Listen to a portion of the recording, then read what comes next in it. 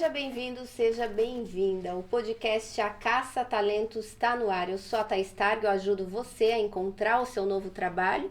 E hoje a gente tem dois convidados incríveis. A gente vai falar de entrevista de emprego, vídeo currículo, os principais erros na hora de procurar emprego. E eu converso hoje com Rodrigo Saad. O Rodrigo é Manager Part da For Sales, e com Lius Medeiro, que também é CS Manager da mesma empresa. Gratidão por vocês terem vindo, até que enfim fechamos as agendas. Estou muito honrada com a presença de vocês. E para a gente começar, eu já quero perguntar, o que mudou nos processos seletivos agora na pandemia? O que vocês têm observado? Quais são os principais desafios? Os deslizes? Hoje o papo é reto, a gente já tricotou um monte, eu quero trazer tudo que a gente conversou aqui nos bastidores para esse momento do podcast. Maravilha, Thaís. Primeiro, obrigado pelo convite. Finalmente a gente foi convidado, né, Rodrigo? Pois é. A gente mora aqui na mesma cidade, o podcast está Sim. indo super bem, parabéns por ele, inclusive. Né? E a gente está muito feliz de ter Gratidão. sido convidado aí por você, viu? O que mudou, né? Acho que a gente vinha conversando aqui, né? E acho que a primeira mudança mais evidente que veio com a pandemia, né, é o formato mais remoto também dos processos seletivos, né? Que trouxe aí ferramentas mais digitais para o processo e também mais cases práticos, né? Para que eles sejam executados, né, pelos candidatos. Né? Então a gente está falando de plataformas de vídeo, né, a gente está falando de testes online, né, a gente está falando de execução de cases, né, exercícios práticos. Né? Isso tudo certamente, né, trouxe uma dinâmica diferente para o processo seletivo, né, Rodrigo? E exige do profissional, né, do candidato, certamente uma dedicação diferente, né? Uma execução diferente daquilo que ele outrora fazia. Né? Simplesmente antes você chegar e sentar frente a frente, fazer uma entrevista e pronto. Será que era mais fácil antes? Eu tinha que me arrumar, pegar o meu carro, pegar um Uber, ônibus, chegar até vocês e fazer a entrevista ali. E os testes a gente fazia geralmente, se tinha case ou teste, a gente já fazia ali direto na empresa. Já ouvi relatos de pessoas que passam às vezes o dia inteiro fazendo teste. Hoje a gente recebe um link, vai para a entrevista online, o teste é online.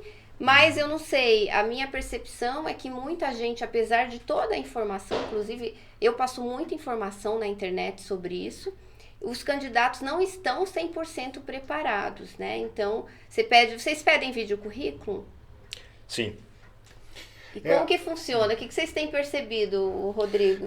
Respondendo a tua pergunta ali de antes, Thaís, Sim. eu acho que os processos seletivos hoje, eles estão, segundo nossos estudos internos ali com nossos clientes, estão com o dobro do tempo de duração que antes da pandemia. Porque é muito mais... Sério? No sentido de tempo do candidato, né? Sim. Isolando isso. Por que isso, né? Antigamente, antes da pandemia, o processo era muito mais comum presencial, as entrevistas, né? Eu me lembro de uma vez que a gente fez um processo para uma empresa japonesa que estava vindo para o Brasil de diretor-geral. E veio o board da empresa para o Brasil para entrevistar o diretor-geral que a gente estava indicando para a vaga. E a gente teve que trazer o diretor-geral da empresa de Porto Alegre para São Paulo e todo mundo, o time, a equipe da For Sales que estava envolvida ir para São Paulo fazer o meio-campo, né, Ou seja, vaga. quantas passagens, quantas horas de trabalho para uma entrevista? Só que aí está o detalhe. Teve essa entrevista e a seguinte ele teve que pegar um avião e ir para o Japão. Mas aí matou a vaga, fechou Sim. a vaga. Hoje em dia, eu acho que as empresas estão usando errado essa prerrogativa de não incomodar mais o candidato com o translado e estão sobrecarregando de processos. Muitas vezes que ninguém vai ver. Então, faz um videocase, faz um teste X, faz um teste Y, faz um PowerPoint. E aquilo ali cai num saco sem fundo e ninguém vê aquilo. Então, eu entendo que a gente está num momento que o candidato hoje está sobrecarregado de etapas quando ele participa de processos seletivos. Então, respondendo a tua pergunta, Sim. aumentou, eu diria, o dobro do tempo de antes. O profissional está sobrecarregado. Perfeito. E como é que está a performance? O que vocês sentem, assim, do ponto de vista do candidato, né? Ele está performando bem? Vocês pedem um vídeo currículo? Ele tem facilidade, dificuldade? Ele está sabendo se vender? O que vocês têm observado? Perfeito. Acho que o primeiro ponto é que o home office ele também trouxe essa possibilidade do candidato se organizar melhor para participar de processos seletivos. Ele não precisa despender para sair, para ir para um escritório, né? Ele está fazendo no conforto da casa dele. Né? O que permitiu ele fazer mais processos. Né? Mas isso também somado ao fato do que o Rodrigo trouxe aqui, processos mais robustos, mais densos e muitos processos, faz com que a gente perceba que o candidato está se engajando pouco, né, e está executando com pouca qualidade, né, as etapas mais qualitativas além do processo. Então ele tem, de repente, 5 entrevistas, tem que mandar 3 vídeo currículo, ele pega o celular e faz, não, vou fazer aqui, faço ali, sem nenhum preparo, sem estudar, sem atenção às vezes aos detalhes. E o que chega para vocês? Conta umas histórias aí. Legal. Vídeo currículo, vamos dividir Legal. o tema, né? Tem muito assunto, eu já estou ansiosa aqui querendo perguntar tudo. Vamos falar de vídeo currículo, vocês pedem vídeo currículo. Perfeito. E o que chega para vocês? Quais os erros que vocês observam na hora da execução de um vídeo currículo? Legal, legal. Que bom que tu trouxe isso, porque de fato é até uma pauta interna de diversão nossa. Sim. Né? De a gente pegar, né, vídeos mal gravados, vídeos engraçados. Né? Mas começa pela essa falta de preparo do momento da execução. Né? De não escolher um local adequado, né, um fundo legal, né, silencioso, testar a internet, testar o aparelho que tu vai usar, escolher um ângulo correto, né? Eventualmente se preparar antes para executar a etapa. Se você está gravando, você tem a oportunidade de testar, né? De fazer, de praticar. Né? Então, essa organização. Né? E aí a gente E estudar, né? No meu canal do YouTube, gente, eu tenho pelo menos 5 vídeos falando sobre vídeo currículo. Se assistir 2 vídeos, a pessoa já tem ali o beabá para fazer o seu vídeo currículo. Perfeito. E às vezes o profissional tá afobado, tá até ansioso também, ele quer gravar uma vez e pronto, se livrar daquilo e sai um vídeo currículo meio tosco. Perfeito. Eu acho que um agravante muito relevante aqui para trazer, Thaís, é que pela Forceu ser especializada exclusivamente em recrutar vendas e marketing, a gente é hoje a maior recrutadora em volume de vaga desse tipo de posição, a gente tem uma fotografia que em tese deveria ser mais bonita que a fotografia média. Porque pensa comigo, Verdade. A gente tem pessoas no outro lado que tem que entender de se vender ou vender a empresa, né? Se vender no sentido de vendedores e se vender a empresa no sentido de marketing, fazendo uma simplificação. Então, em tese, essas pessoas deveriam ser as que mais se atentam a esses aspectos estéticos e detalhes de processo seletivo. E isso não acontece na prática. Então, a gente tem... lógico que mais na base da pirâmide, a gente tem um desalinhamento dessas pessoas com os processos digitais, então elas não entendem exatamente o que precisa ser executado ali. Aí você vai subindo na pirâmide, média e alta gestão, aí você começa a ter já uma execução muito mais assertiva. Mas, em tese, essas pessoas, elas precisam, parte do trabalho delas, saber vender algo. Sim. Portanto, elas têm que, eu acho que é quase que um elemento oculto do processo seletivo que a gente usa até para avaliar o candidato. Porque se ele não percebe a importância do video case, da aparência dele, da clareza da comunicação dele, e em tese ele não tem um tino comercial, uma percepção aguçada sobre... Para que vai servir isso? Né? Porque o videocase ele é o cartão de visita, ele é a entrevista em pílula. Né? Exatamente. Esse é o primeiro ponto de contato, né, com quem vai te conhecer. Né? E, de fato, os nossos clientes eles reparam nisso. Tá? E é uma questão meio que lógica. Né? Estou contratando um vendedor, ele vai representar a minha empresa. Comecei a assistir o vídeo, baixa energia, ou uma postura um pouco mais relaxada, ele já vai fazer essa inferência. Não é isso que eu quero para minha empresa. Eu quero para minha empresa uma postura ereta, um olho no olho, um vestuário legal. Né? Então ele faz essa inferência e já cria uma primeira avaliação. Já marca meio que um X ali do candidato. Já começou o candidato pode ser excepcional, currículo maravilhoso, ser bom de entrevista e de repente foi quase que negativado porque o vídeo, o currículo não o representava bem. Perfeito. Né? E são segundos. Até tem estudos que a gente faz essa avaliação, o nosso cérebro ele avalia e julga uma pessoa em pouquíssimos segundos. Né? Imagino, eu contrato e eu peço vídeo currículo. Estava até falando do case da Rejane, que foi contratada, que o que aconteceu? Eu pedi vídeo currículo, recebi muitos vídeos currículos, a maioria bom. Só que tinha um detalhe, eu pedi para que colocasse no vídeo uma música que representasse a vida daquela pessoa. Até porque eu pensei, vamos ver quem que vai ser capaz de colocar a música no fundo. E veio a música de todo jeito. Teve uma pessoa que cantou a música, teve outra pessoa que falou, essa é a minha música, colocou para tocar em outro aparelho e apareceu no vídeo. E a Rejane foi certeira, ela colocou a música no fundo do vídeo. E daí eu perguntei, eu falei, você sabia colocar música? Ela falou, não, mas eu vi no YouTube e pesquisei, eu falei, preciso dessa mulher, porque ela não sabe, mas ela vai atrás e consegue informação. E é uma profissional da área de marketing. Perfeito. E marketing, o que acontece? Muda toda hora. Perfeito. Então, o que eu fazia 6 meses atrás já está diferente. Então, se eu não contrato uma pessoa com essa capacidade de adaptação, de aprendizagem, que tem um autodidatismo, eu não vou conseguir ensinar tudo. A pessoa que vai ter que me ensinar, às vezes. E foi perfeito, né? Então, veja um detalhe que marcou na contratação de uma profissional. E tem gente que fala, ninguém vai nem reparar, né? Se eu vou colocar música. Eu queria ver aquele que cantou.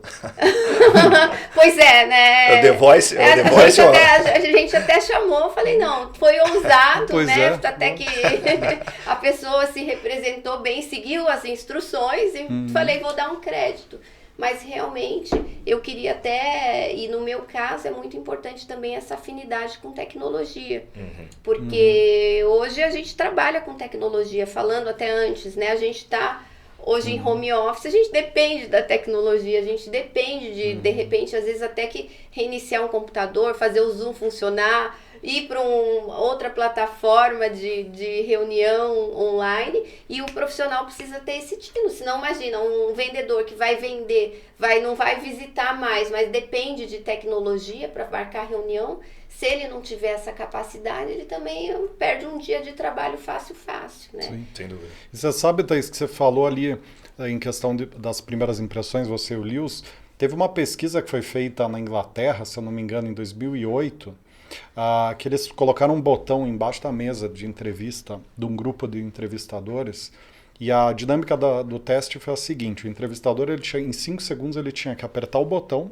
afirmando se ele contrataria, ele apertava o botão se ele contrataria, e não apertava se ele não contrataria, com base em 5 segundos, Sim. em 15 segundos, 15 segundos. E depois eles foram confrontar, ele tinha que depois da entrevista dar um parecer final, se contrataria ou não. Teve em mais de 80% das vezes, a pessoa validava a primeira impressão que ela teve. Então, quer dizer, se tem uma dica assim, que eu acho que a gente pode com certeza dar aqui para os candidatos, primeira impressão é a coisa mais importante num processo seletivo. E aí quando você fala no mundo digital, o videocase provavelmente vai ser a primeira coisa que um recrutador vai ver. Então, assim, você tem que estar impecável no videocase. Acho que usando uma palavra bem forte. Sim. Impecável. Eu somaria o LinkedIn também, Rodrigo, porque LinkedIn eu percebo também, que é um hábito dos recrutadores, né, dos nossos clientes, estar assistindo o vídeo ao passo que está olhando o LinkedIn também. Né? E a gente ainda vê, Thaís, e certamente você tem produtos para isso, LinkedIns muito mal preenchidos. Sim. Tá? E engraçado, Rodrigo, que esse comportamento avaliativo, né, por parte de quem está conhecendo, ele não é novo. Porque a gente fazia isso com o currículo também. Sim. Você pegava um currículo, você dava 5, 10 segundos para ele. Muito poluído demais. Não, peraí, o que eu preciso de informação daqui? Né? Onde que eu acho? Né? Ou você pegava ele pouco preenchido, né? Eu não conseguia entender o que esse candidato faz. Vai para a pilha dos não. Eu sou do tempo que eu avaliava currículos em papel. Perfeito. Você pegou esse tempo? Uma lógica. Não, todo mundo, nós 3 anos. Não, eu sou digital. Eu sou digital. Ele tá trabalhado no Botox. Não, Rodrigo, eu não tô nessa fase. Tem muita química no Lewis aqui. Não é? Que a gente via, daí tinha a pilhinha, não, sim, não, e era muito rápido. E super rápido. Só que veja, a vida inteira a gente reclamou. O currículo é frio, é só um papel. O recrutador não consegue ver meu potencial, sentir a minha energia, ver quão incrível eu sou por um papel. Daí veio o vídeo currículo, que deveria ser um presente maravilhoso, porque no vídeo eu consigo mostrar minha energia, minha atitude, minha comunicação, consigo mostrar um pouco da minha essência, e daí o que acontece? O profissional muitas vezes não se prepara, não estuda, não vai atrás, e a gente hoje tem internet que é maravilhoso, popularizou tudo, você consegue, se quiser apertar um parafuso, você vai lá no YouTube, você consegue apertar um parafuso com base num tutorial, mas o profissional não faz essa parte do planejamento. E eu sempre digo para os meus clientes em recolocação, vamos treinar antes que venha uma situação real. Então, já treina a olhar para a câmera, já começa a gravar o vídeo currículo, já pensa em que roupa você vai usar. Dentro da sua casa, você pega o seu celular, eu sou assim, a louca que fica assim, ó. Eu digo que eu não vejo mais a casa, eu vejo onde eu posso gravar aqui, onde a luz me deixa melhor. Então pega o seu celular, caminha pela sua casa, às vezes até numa biblioteca, num lugar público, você tem um cenário ideal, você tem um lugar isolado acusticamente, fone de ouvido com microfone, né? Quanto Exato. custa um fone de ouvido com microfone? R$30 compra, né? Empresta se não tem, Sim. mas a qualidade do áudio também é importante, né? Eu já recebi vídeo currículo que eu ouvi barulho de descarga atrás, né? Então, fica assim, desconcentra. E desconcentra você mesmo que está gravando. Então, a gente tem que realmente... hoje tem muitas oportunidades, mas o mercado está mais concorrido também. Então, planejamento e estratégia é mais importante do que nunca. Sim. Vocês concordam com Sem isso? dúvida. Total. E isso é tão real, Thaís, que a gente tem visto cada vez mais clientes nossos reprovando pelo vídeo. Sim. Não quer nem entrevistar o candidato. Né? O que é até um pouco ruim para nós, né, prestadores de serviço, porque a gente fez todo um trabalho de achar o candidato, fizemos ele passar por todas as etapas e ele, na primeiro contato com o cliente, não gostei. A gente tem, para entregar uma vaga, geralmente a gente tem umas 4 horas de avaliação individual do candidato, entre videocase, análise do teste de lógica, análise de teste de DISC, tomada de referência com o ex-gestor. Porque nosso métier como headhunter ele é diferente do mercado em geral, como especialista em vendas e marketing, porque é achar os melhores, não é fechar a vaga. Né? Então, então a gente cava mais fundo nos detalhes avaliativos. E aí muitas vezes, isso que o Lewis está falando, o que ele quer dizer, né, no sentido de que a gente gasta ali 4 horas e o cliente vai olhar o videocase e vai... E daí ficou nos primeiros segundos ali. Ele apertou o botão vermelho. Exato. Mas aí eu acho que eu me solidarizo muito com os candidatos, Thaís, no sentido de que hoje tem uma assimetria em relação às demandas que as empresas passam para os candidatos cumprirem nos processos seletivos. Porque, como eu falei ali no começo, está ficando muito cômodo você colocar etapas. Então, eu entendo também que o candidato ele vai precisar fazer um videocase não em uma plataforma igual o Conosco, porque Conosco ele faz um perfil e ele serve para todos os nossos mais de 600 clientes. Agora, o problema é que o candidato está em 30 plataformas diferentes, com 30 empresas diferentes, em cada uma ele tem que fazer um videocase. Então é um processo muito desgastante, principalmente para quem está desempregado ou para quem está desesperado para mudar de empresa. Né? Então eu também entendo a dificuldade do candidato, né? Por isso que eu acho que no final do dia tem que haver uma correção de estratégias gerais, né? Acho que do ponto de vista das empresas, né, tem que ter uma empatia maior com o candidato em simplificar e se você vai aplicar um teste, se comprometa a olhar aquele teste. Sim. Né? Acho que tem que ter um compromisso um pouco maior das empresas em relação a, ser solidária com o candidato. Né? Não sair pedindo um monte de case, um monte de teste e tudo mais. E na outra ponta do candidato, eu acho que escolher melhor um remédio que o candidato pode tomar, ler melhor a vaga antes de se aplicar, para evitar dele ser convidado a fazer uma etapa de um processo que ele não tem a menor chance de fazer, de passar. Né? Porque as automações de triagem hoje, elas são muito ineficientes ainda. Com exceção da nossa. A nossa tá impecável. Tá venda no mercado. Pode confiar nós. Mas, então, o que acontece? Né? Muitas vezes o candidato é aprovado para fazer um videocase ou fazer um teste, ele não tem o menor perfil. Né? Então, eu entendo, tem um contexto mais complexo por trás que precisa ser corrigido dos dois lados, candidato e empresa. Na minha visão, isso vai tomar anos ainda para você ter uma simetria disso, você corrigir isso. Chega nesse equilíbrio, né? Equilibrar. Fatalmente vai passar por um modelo parecido com o nosso, que é você ter uma empresa que tenha a propriedade daquele perfil especializado, né, em vendas e marketing. Então tem todos os cases já de vendas e marketing pronto e one fits all. Né? Então você pega o mesmo teste e usa para todos os clientes. Então o candidato, você tira essa carga processual do candidato. E do lado do candidato, quando ele for fazer um vídeo com estas empresas, no nosso caso é vendas e marketing, mas daqui a pouco vai ter uma empresa de operações e logística, especializada em operações e logística, etc. E por aí vai. Então quando ele for fazer esse video case ou essas etapas com essas empresas que são os integradores, que eles vão ter, ele vai fazer um vídeo e vai usar para N processos, aí toma um cuidado adicional ali e escolher melhor as vagas que ele vai se aplicar. Então seriam os remédios de momento. Sim. Mas no médio e longo prazo eu entendo que vai haver uma correção, porque hoje está muito desequilibrada a relação. Você tem 300 candidatos se aplicando numa vaga, 500, às vezes 1.000, e você tem um contratado.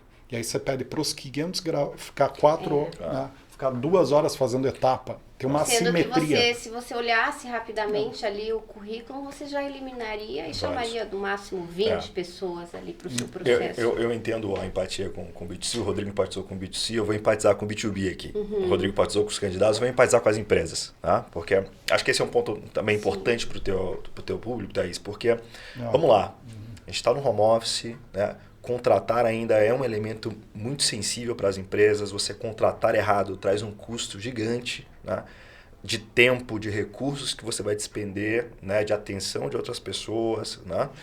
Então, contratar é algo muito sério para as empresas. Né? Então, é natural que uma empresa, especialmente quando vai contratar alguém que está home office ou um cargo muito estratégico, né, que ela busque várias ferramentas avaliativas para que ela tenha o máximo de certeza possível, né? Para que ela reúna evidências o máximo possível para ela ter segurança naquela contratação. Né?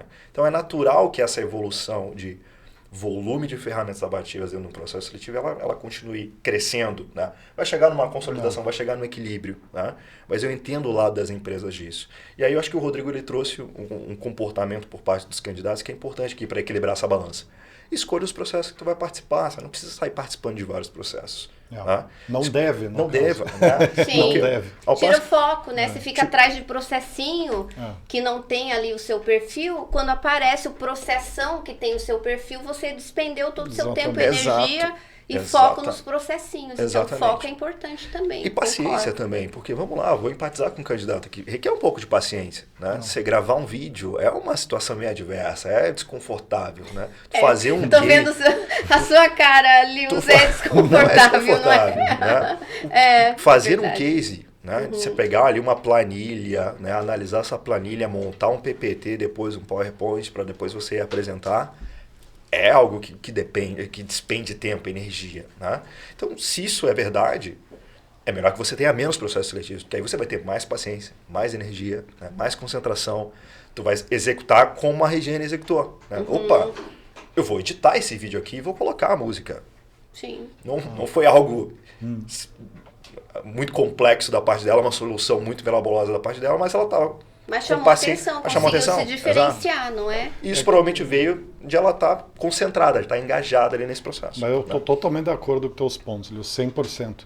É que, como eu falei, eu acho que tem um trabalho das duas pontas, porque se a gente for avaliar a ciência do recrutamento e seleção, pouquíssimos testes, eu diria assim, de 100 testes hoje que se aplica no mercado, 1, 2 devem ter validação estatística, quer dizer, são validados, comprovadamente válidos, cientificamente válidos, para serem usados em processos seletivos. Vou dar alguns exemplos bem simples. Teste de perfil, né? Teste de motivação, teste de ética. Né? Teste de ética?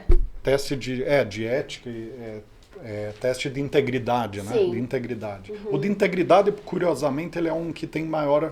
Ele teste tem de determinação, a gente já viu, né? O de integridade, curiosamente, ele é um dos tipos que tem uma correlação estatística interessante. Então, ele consegue prever ética.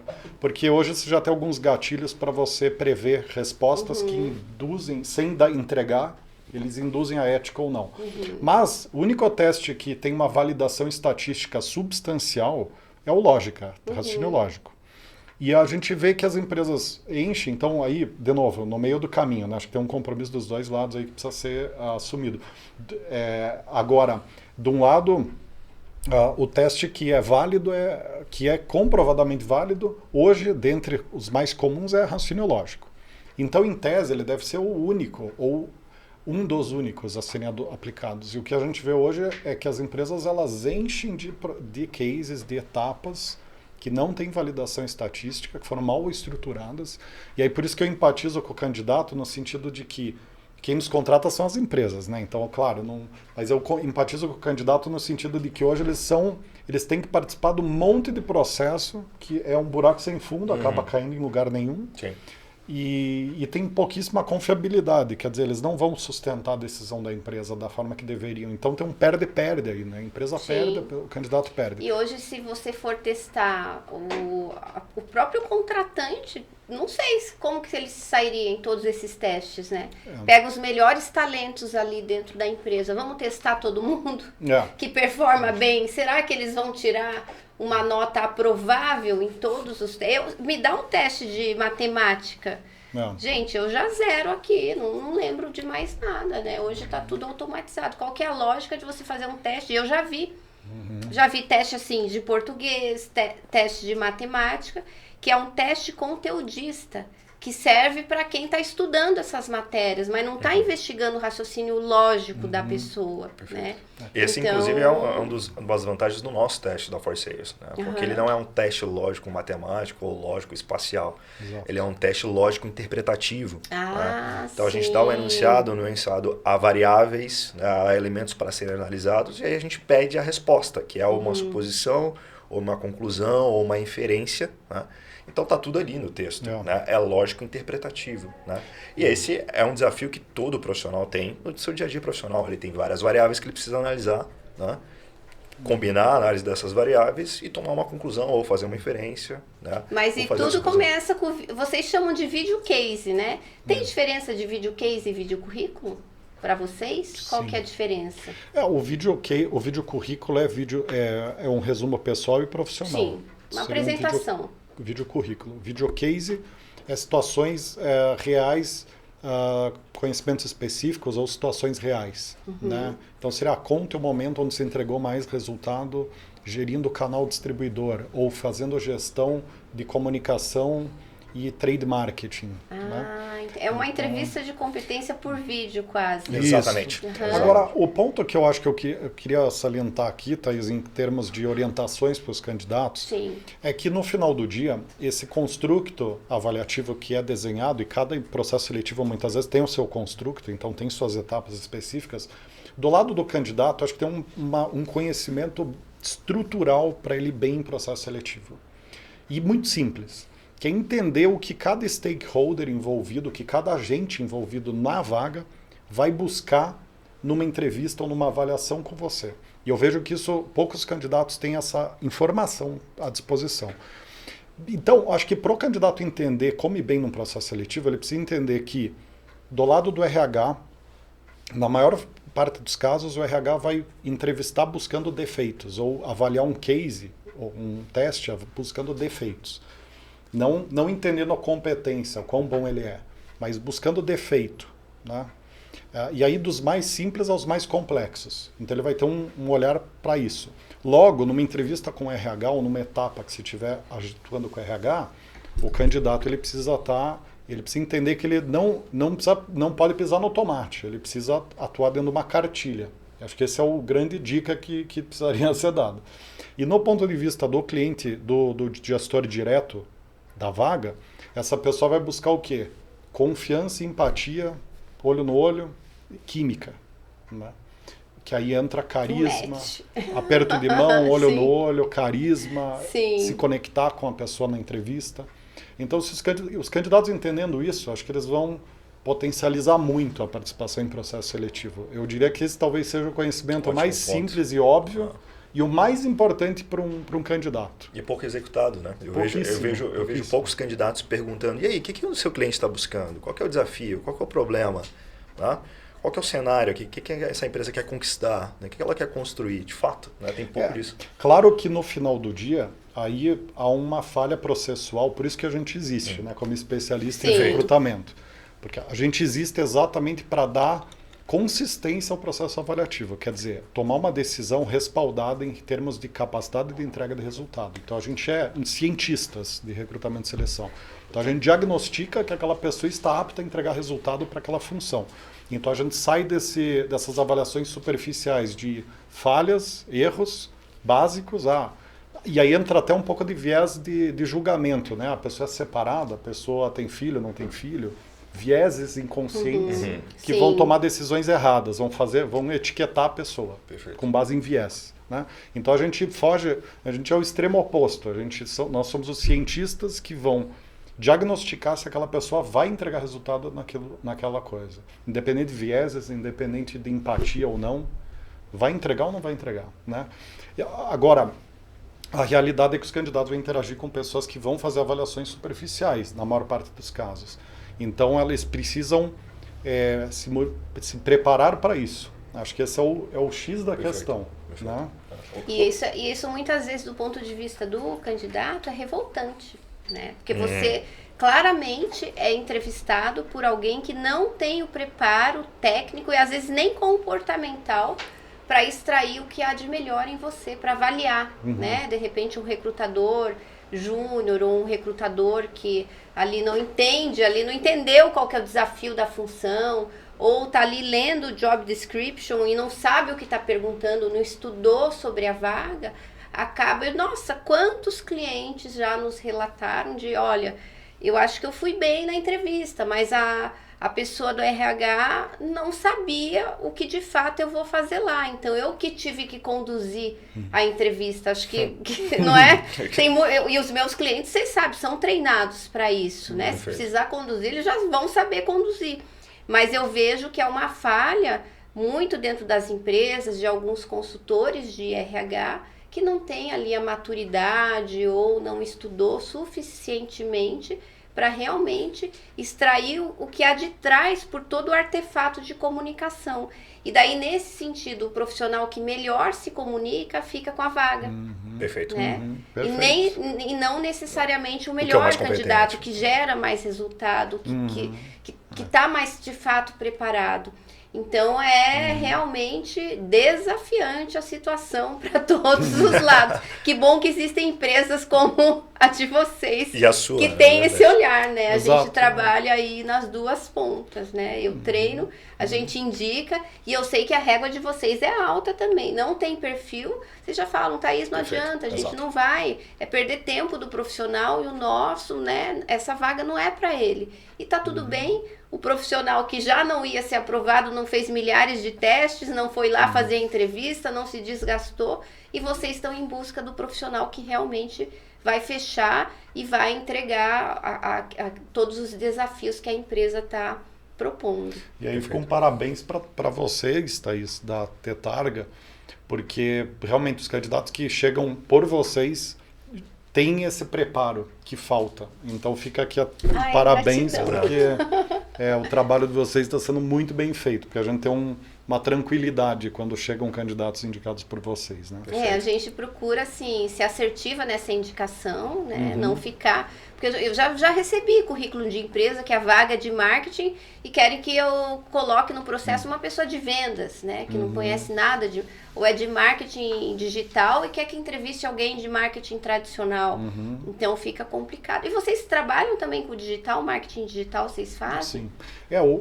A gente atua na categoria comercial, né? Abaixo da qual tem vendas, marketing, pós-venda, pré-venda. Sim. E agora está expandindo um pouco até para design, em parte, né? Design de serviço, porque a área comercial está expandindo, nesse novo mercado ela tem expandido. Então a gente atua em todo esse espectro, que está embaixo do business, né? Business Sim. development, né? Desenvolvimento de negócio, tudo que está embaixo a gente atua. Mas eu acho, Thaís, que é importante aqui um ponto que você trouxe em relação a encaixa a vaga. É muito importante para as pessoas que estão acompanhando aqui entender muito no detalhe os subsistemas do departamento que ela trabalha, sabe? Que eu vejo que é uma dificuldade maior em vendas e marketing, porque é uma complexidade um pouco maior nos subsistemas, ele é muito estratificado, vendas e marketing. Já em outras áreas é mais simples, né? Agora, é muito importante a pessoa ter uma clareza de cada subsistema que você está inserido. Se você é da área de produção, entenda quais são os subsistemas de produção. Tem manufatura, qualidade... Acho que um bom exemplo é o marketing digital que atrás. Isso, exato. Marketing, né? O marketing tem 6 grandes subsistemas, né? Você tem lá comunicação, você tem trade, merchandising, você tem Redes sociais. Gestão de redes sociais, enfim, eu de cabeça aqui é mais difícil. Então é importante você entender em qual subsistema que você tem lastro de carreira, em qual que você gosta de trabalhar e você tem afinidade, e a partir daí você filtra as vagas, que é um ponto que a gente falou agora há pouco, né, de escolher melhor as vagas. Eu acho que falta um pouco de entendimento também dos candidatos nesses espectros da carreira que ele está inserido. As pessoas às vezes veem muito como preto e branco. Ah, mas eu tenho perfil para essa vaga. Não, leia lá. Tipo, ela precisa de experiência gerindo distribuidora. Né? Você já geriu distribuidor? Não, eu geri representante que geriu o distribuidor. Então, você não geriu o distribuidor. Né? Então, é importante o candidato ter esse preparo técnico de entender esses subsistemas que estão dentro do espectro de carreira que ele está inserido. Perfeito. O que também reduz a decepção dele, né? Porque participar de vários processos e não ser aprovado em vários te desanima. Né? Mas esse encaixe que o Rodrigo está falando justamente vem para isso. Né? Opa, a gente está falando de uma vaga de analista de marketing digital que vai fazer a gestão das redes sociais. Então eu não estou falando de produzir conteúdo, estou falando da gestão das redes sociais. São coisas diferentes, são ciências diferentes. Né? Será que eu tenho esse encaixe? Será que a minha experiência está adequada a isso? Ah, não está. Essa vaga não é para mim, vou indicar para um colega meu. Né? Ah, não, vou tentar participar do processo seletivo aqui. Vamos ver o que vai dar. Vamos ver o que vai dar. A tendência é não dar. Sim. Certo. Ou imagina, porque tem profissional que, né, eu respondo muito rede social e a pessoa, ai, Thaís, menti na entrevista, né? Mentiu na entrevista, ok. Passou por um recrutador ali que também não fez o seu trabalho bem feito. Foi contratado. Será que essa pessoa vai durar ali no cargo também? Ou ela vai perder ali 3, 6 meses de carreira, que ela podia estar ali com foco maior numa empresa que realmente usasse das competências que ela já tem e acaba manchando sua reputação profissional. Perfeito. Então é muito perigoso isso também, né? Do profissional, às vezes, no desespero, ele diz que ele sabe fazer tudo, que ele quer fazer tudo, que ele se ajusta a tudo, e a gente sabe como que o dia a dia é voraz, né, dentro das empresas. Verdade. Não se adaptou, é para ontem, e acaba que a pessoa vai ser demitida, ou ela mesmo vai pedir demissão. Tu trouxe um tema bem importante aqui, que eu e o Rodrigo e lá na Força a gente fala muito, que é justamente essa gestão da carreira. Né? Você ter profissionais com ciclos consistentes, né? Que escolheram bem os passos que deram, né? Entraram num novo desafio, amadureceram nesse desafio, entregaram de novo, e aí começaram a pensar em outros próximos passos. Né? Aquele candidato que fiquei 6 meses ali, fui para outro, né? Fui desligado ou pedi para sair. Né?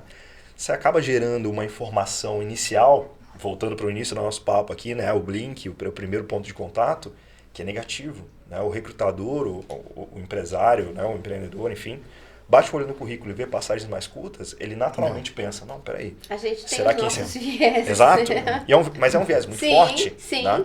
Será que em 6 meses dá pra... Que é consciente mesmo, né? Que não é nem inconsciente. E aí tem um ponto que eu acho que é muito relevante. Eu nunca vi ninguém explorar isso devidamente, que é o fato de que a gente vive num país muito complexo.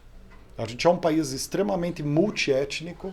A gente tem uma das concentração de riqueza, então você tem uma classe A++ extremamente robusta e você tem uma base da pirâmide extremamente ampla. Isso tem uma classe média no meio representativa. Então, você tem uma pluralidade de contextos de candidato que criam, que aí desembocam na necessidade de recrutadores melhores. E o Brasil deveria ser, talvez, dos países do mundo, os que melhor têm recrutadores, devido a essa ambiguidade. Né? A gente tem uma situação muito complexa e ambígua aqui. Né? Classes sociais muito estratificadas, multiétnica, né? E você tem um desemprego em 9,3% agora, mas já teve em 15% ontem. Então é uma montanha russa. Você tem segmento que tem 30% de desemprego, segmento que tem 3%. Você tem TI, que é pleno emprego. Então a gente vive no Brasil um cenário muito ambíguo, complexo. Então é importante, eu acho que, e aí de novo, né, acho que entra nessa questão do ponto de equilíbrio, né? As empresas vão se preparar melhores para recrutar melhor, ou recorrendo a especialistas de verdade, que é o nosso caso, ou preparando melhor seus recrutadores. E na ponta dos candidatos é importante se aprofundar muito no que você está fazendo em termos de busca de carreira, para você fazer bem feito e não perder teu tempo, não participar de um processo, gastar 8 horas num processo que você não tem requisito. Né? Perfeito. É contraproducente, o Lewis falou um ponto, para moral da pessoa, para autoconfiança. Eu me coloco numa situação de alguém desempregado hoje, com esse acesso a N portais de emprego. A pessoa vai se aplicar 50 vagas por dia. É desgastante. E ela se aplica 300 vagas por mês. Qual que é o impacto psicológico de ser reprovado em 300 vagas? Verdade. Né? Então, acho que tem uma questão aí... tem uma questão até, o candidato precisa ter muito cuidado em não degradar a própria autoestima nesse mundo onde você, com um clique, se aplica uma vaga. Porque aí ele vira quase que um vício se aplicar a vaga. Sim, né? E daí ele fala, eu mandei 1000 currículos, me apliquei para 1000 e ninguém me quer, não tem espaço para mim no mercado. Formou-se a crença. A gente aplicou uma pesquisa com a nossa base de candidato recentemente para construção de alguns produtos e serviços lá dentro e calibragem de alguns métodos e processos avaliativos. E a gente perguntou para os candidatos, né? Quantas vezes por ano você participa de vaga? Né? Você participa de vaga todo ano? Né? Foi uma pergunta, sim ou não? Sim, 90% participa. Sim. Quantas vezes por ano você participa? Aí a gente teve, até posso depois mandar os números exatos da pesquisa, mas é assustadora a quantidade de vezes que as pessoas participam do processo seletivo. É assustadora. Né? Eu acho que o mundo novo ele trouxe um descontentamento contínuo com o status quo. Então acho que tem, como eu falei, né, a situação é complexa, ambígua, e é importante ter muita sabedoria e muita assertividade em tudo. A empresa, o candidato e quem está no meio do caminho. Né? Porque tem uma complexidade aí, né? Não dá para você olhar para um candidato que ficou 6 meses em cada empresa, mas às vezes ele sustenta a família inteira. Né? Às vezes ele aceitou a vaga porque ele tem 2, 3 filhos. Então acho que tem contextos diferentes. Né? Então eu acho que é importante, num país como o nosso, a gente se colocar muito no lugar do outro. Acho que é um hábito que a gente perdeu um pouco, até com essa polarização política também, de se colocar, vestir o sapato um do outro. Né? O candidato do recrutador, o recrutador do candidato. Né? Perfeito. E trocar sapatos. Né? Eu acho que seria essa ideia. Né? E na opinião de vocês, quais os segmentos e as carreiras que estão em expansão? Ou seja... Quais as profissões em alta no mercado? Perfeito. Acho que falando de vendas e marketing, né, Rodrigo? Todo o ecossistema digital, e aí eu vou chover numa olhada, porque provavelmente isso já está bem batido. Né? Mas as carreiras que conectam habilidades e competências de marketing e de vendas numa cadeira só, né, elas têm despontado, né, porque eles têm mais se correlacionado. O Rodrigo, inclusive, ele tem muito material, né, sobre isso, né, sobre como o marketing ele ganha mais relevância. Tá?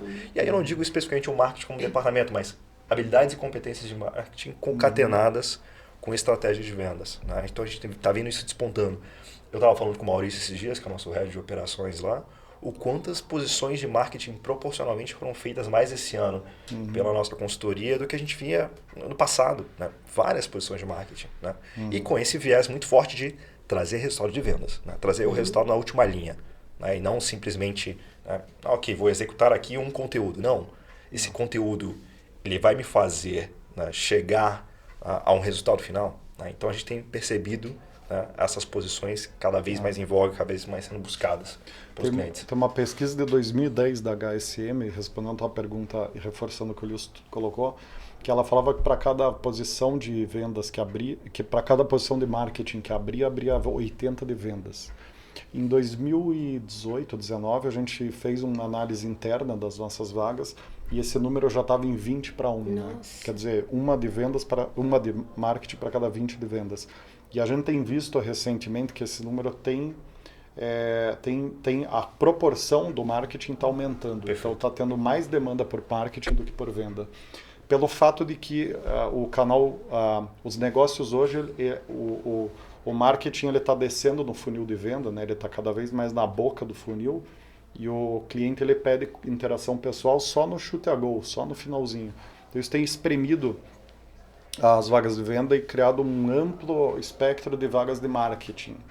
E isso tem inclusive implicado em aumento de salário da área de marketing. Para reter os profissionais. Exatamente. Então, super especialização dos cargos de venda, que estão sendo espremidos ali na ponta do funil de venda e uma ampliação do escopo e dos espectros de marketing, uma valorização dos cargos de marketing. Então essa que é a macro tendência, de novo, falando de vendas e marketing, que é o nosso métier, né? Porque como a gente é especializado só nisso, nem se arrisca a falar de outras áreas, né? Uhum. Mas em termos de vendas e marketing, a dica aqui é integra vendas com marketing, porque como o Lewis falou, acho que tem uma ponte muito forte ali entre os dois temas, não são ilhas, não, eles são continentes que estão separados que é o mesmo continente separado por um rio. É só criar uma pontezinha ali, não são duas ilhas. Eu acho que os profissionais de vendas e marketing, eles têm o hábito a ver vendas como uma ilha, marketing como uma ilha lá distante. Não. E venda traz tanta informação para o marketing, né? Esse é um ponto que eu ia entrar agora. Não necessariamente um cargo, Thaís, mas uma competência específica que é a análise dos dados, né? Antes, a gente tinha muitas cadeiras de vendas e marketing que buscavam formar o dado, construir o dado. Sim. Isso já não é mais um problema, né? Especialmente com o digital. Agora o problema está em, beleza, agora eu tenho uma abundância de informações aqui. Como é que eu concateno essas informações, essas variáveis, e eu extraio ali rapidamente uma mudança no curso da estratégia, um realinhamento dela, ou eu tenho um novo insight, né? Então essas competências mais analíticas de dados, elas têm sido mais transversais nos cargos tanto de vendas como de marketing, né? E eu acho que certamente é um ponto para todos os profissionais estarem atentos, né? Perfeito. A gente já está encaminhando aqui para o fim, o bate-papo foi ótimo, e eu queria só trazer mais um ponto. A gente estava conversando que vocês estão em home office, né? E o Rodrigo falava que a tendência é que daqui a alguns anos, praticamente 80% provavelmente da gente vai estar tudo trabalhando em casa. Eu queria que vocês trouxessem um pouquinho da experiência de vocês, como que está sendo, né? E o que vocês têm observado nas empresas também. Perfeito. A gente está tendo uma experiência tanto observando candidatos, os nossos clientes, como a nossa própria experiência, né? A nossa empresa hoje é 100% remota, né?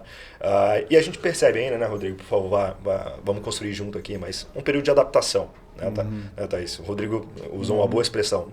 Pulou-se numa piscina gelada. Sim. Vamos no home office, mas ninguém tem benchmarking para isso, né? Vamos construir juntos aqui. Né? Então, acho que é um período ainda de aprendizado, né? Tem acontecido muitas adaptações, né? E há um esforço que precisa ser feito tanto a parte dos colaboradores como parte das empresas, né? Para fazer isso dar certo, né? Porque certamente ali tem vantagens, né? De economia de tempo, de você estar um pouco mais confortável, de você produzir mais, mas tem outras desvantagens, como, por exemplo, a aderência cultural, né? Ou um onboarding, né? De um colaborador. É muito mais fácil fazer um onboarding presencialmente com um colaborador, né? Então, tem vários prós e contras ali que a gente ainda não, como mundo corporativo, não tem gestão, não tem ferramenta para isso ainda, a gente está aprendendo, né? Então exige um esforço de ambos os lados, né?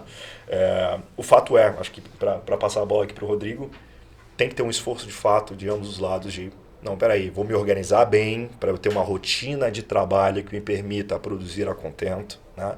Vou usar com prudência a liberdade que hoje eu tenho, né? E eu, como empresa, eu vou dar os recursos para o meu colaborador, vou dar as ferramentas, vou criar rotinas para buscar integrar, né? Então, acho que tem que ter, de fato, um trabalho ativo de gestão, de experimentação, de trocas, né? Para fazer essa experiência dar certo para ambos os lados, né, Rodrigo? Exatamente. Acho que você abordou bem esse contexto, né, geral. Eu acho que, assim, trazendo um pouco de dados, assim, e de dicas específicas em como lidar com esse contexto, né? Acho que uns 60%, 70% das empresas estão adotando o híbrido, né? A gente tem uns 10% adotando 100% home office, dentre os quais nós, e uns 10% adotando 100% presencial. Segundo últimas pesquisas que oscilam, né? Tem muita gente pesquisando o tema, então os números vão mudando. E as amostragens às vezes são maiores, menores, então a confiabilidade muda também. Então, de forma geral, acho que para os candidatos, né, o que eles vão encontrar 60% em geral, né? Claro que tem cargos que são mais permissivos com o 100% remoto, que é TI, por exemplo, e tem cargos que não. Mas, de forma geral, o que os candidatos vão encontrar é essa estatística aplicada às vagas, né? Então, você vai ter 60% das empresas exigindo que você vá para o escritório 1 a 2 vezes por semana, ou até 3, de 1 a 3 por semana.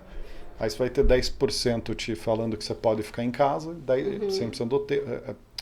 Você tem que ficar em casa 100% do tempo, e outra ou do que você tem que estar no escritório 100% do tempo. Então, acho que essa é a realidade do ponto de vista do candidato, né? Olhando assim... Peraí, como que está a porcentagem? Então, 60% entre 60% a 80% híbrido, tá? Sim. Aí 10% 10%, 100% remoto, 10% Perfeito. 100% híbrido. 100% remoto, 100% presencial. E aí, do ponto de vista do candidato, acho que é importante entender que a grande tendência é o home office, né? Por uma questão prática e lógica, né? Você tem um ganho muito grande para a empresa, isso tem um ganho muito grande para o candidato em termos de deslocamento, qualidade de vida e tudo mais. O grande desafio que os candidatos e empresas estão vivendo é o ajuste, é a adaptação, porque é uma baita de uma piscina gelada. Quando a gente implantou lá, eu usei muito essa expressão. Ninguém sabe o que tem que fazer, como o Lewis falou, então está todo mundo aprendendo, não tem benchmark, nem para o candidato, nem para as empresas. Então, quem está adotando 100% remoto agora é corajoso, porque tá todo mundo... É nós, né? Tá aprendendo errando, tá no fogo cruzado. É nós aqui na mesa. Desbravadores. Tá no fogo cruzado, né? Sim. Mas a realidade, ao que tudo indica, no médio e longo prazo, 5 ou 10 anos, 80% dos cargos, é o que eu tenho lido, os especialistas apontam que 80% dos cargos, em 5 ou 10 anos administrativos, vão para o 100% home office. Então a dica que eu dou se prepara para o home office, não resista. Aceita que dói menos. Aceita que dói menos. Hashtag aceita que dói menos. O Rodrigo trouxe um ponto aqui que me fez refletir no seguinte sentido. O home office ele permite para o colaborador uma maior organização e produtividade naquilo que ele está fazendo no hoje. Tá? Na minha responsabilidade, no processo que eu preciso tocar. Isso de fato é bom. Mas ele atrapalha um elemento que é bem interessante para a progressão de carreira, que é você eventualmente ele está no escritório e surgiu um assunto de uma ideia, um projeto, e está ali o diretor da empresa, ou está o sócio, ou está alguém que é de novos projetos, e fulano, o que você acha disso daqui? Qual que é a tua opinião? No home office isso não existe mais. Não existe, peraí, vamos marcar agora, vamos convidar o fulano, vamos abrir uma sala e vamos discutir isso.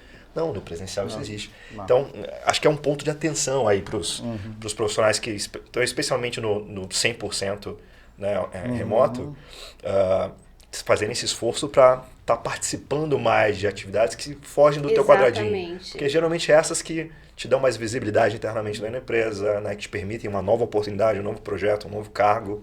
Né? Então, acho que esse fica um ponto de atenção aqui, um alerta para quem está nos ouvindo. Genial, Wilson. Eu acho que o que você falou nas entrelinhas quando você está começando a carreira, é importante você ter essa intensidade para você aprender, para você trocar, para você entender, porque senão você fica isolado. Né? O home office ele tem essa característica de isolamento. Mas a grande regra por trás da macro tendência dos cargos irem para o 100% home office é a lei do menor esforço. Essa é a grande força que puxa essa tese, é uma tese, né? Ninguém tem certeza disso, mas os especialistas, alguns especialistas, né, unânime, têm defendido que o 100% home office ele vai ser o modelo do futuro. Inclusive em alguns seriados, eles trabalham com esse cenário em vários deles, sem querer, até muitas vezes a pessoa trabalhando em casa, totalmente integrada com o escritório em casa, com 3D, óculos 3D, coisa etc. que a gente não via antes, que é bem recente. Que a gente está falando do home office as we see it, né? Do jeito que a gente está vendo. Mas eu estou falando do home office com realidade aumentada. 2.0. Porque se você tiver qualquer experiência com o metaverso, por exemplo, você vai entender o que é o home office 100%. Ele não é o home office 100%, ele é estar no escritório estando na sua casa. Exatamente. Esse é o ponto. Nossa, isso então, dá um podcast mas perfeito. é lógico que isso não anula o fato de que você tem uma característica, uma dinâmica diferente. Você não vai almoçar, em tese, né? No metaverso acho que tudo é possível.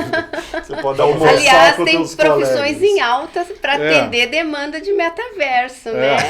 Organizador de eventos do metaverso. É uma profissão aí que já está chegando no mercado. Mas acho que qualquer coisa que a gente fala do metaverso fica engraçado até, né? Porque é uma coisa meio maluca, né? A forma como as coisas vão mudar nessa realidade aumentada. Porque eu, por condicionamento aqui meu, Eu falei de almoçar sozinho. Não, mas qualquer coisa que você faz presencial você vai conseguir fazer no metaverso. Sim. Então ele desconstrói a lógica do home office até, né, de certa forma. Eu tenho uma festa de lançamento já no metaverso. Estou convidada agora em outubro. Um lançamento... Uma rede social do Peixe 30, inclusive. Sou embaixadora do Peixe 30. Se você quiser, ó, baixa o aplicativo. Vou deixar o link nos comentários aqui para você. Me segue lá no Peixe 30. A gente vai ter uma festa que é totalmente a inauguração dentro do metaverso. Olha só. Né? A gente vai ter um treinamento, já ganhei, né? Como que chama óculos de realidade virtual? Será que eu tô antiga? Eu acho que é isso. É isso, né? No jeito que eu tô falando. Enfim, Tenho que aprender ainda, mas tô super excitada para participar desse momento. E acho que é a tendência mesmo. Legal. Perfeito. Foi um prazer ter vocês aqui. Gratidão pela presença. A gente sempre encerra e pede uma palavra que represente esse episódio. Até para que quem veio até aqui, digita hashtag essa palavra. Quem que vai falar a palavra? Qual a palavra que representa? Acho que cada um pode dizer uma palavra. Né? Acho que a palavra seria a estética. Né? Estética. A estética na apresentação. Acho que isso resume bem. Né? Estética. O que a gente traz aqui. Né? Seletividade. Seletividade é a outra Escolher bem palavra. as vagas. Perfeito. Ótimo. Estética e seletividade. Ficou meio fútil as palavras. Mas era uma Mas palavra. a gente precisa falar sobre isso. São duas. Eu até agradeço vocês fútil pela não. honestidade, porque a gente precisa falar sobre isso, né? Que muita gente prega, mas de fato não faz. E vocês abriram aqui a caixa preta dos processos seletivos. Então, agradeço de coração. A gente precisa falar sobre. Maravilha. Gratidão. Opa, Thaís, obrigado, Thaís. viu? Obrigada. Foi um prazer enorme. Até o próximo. E um beijo para você que nos acompanhou até aqui.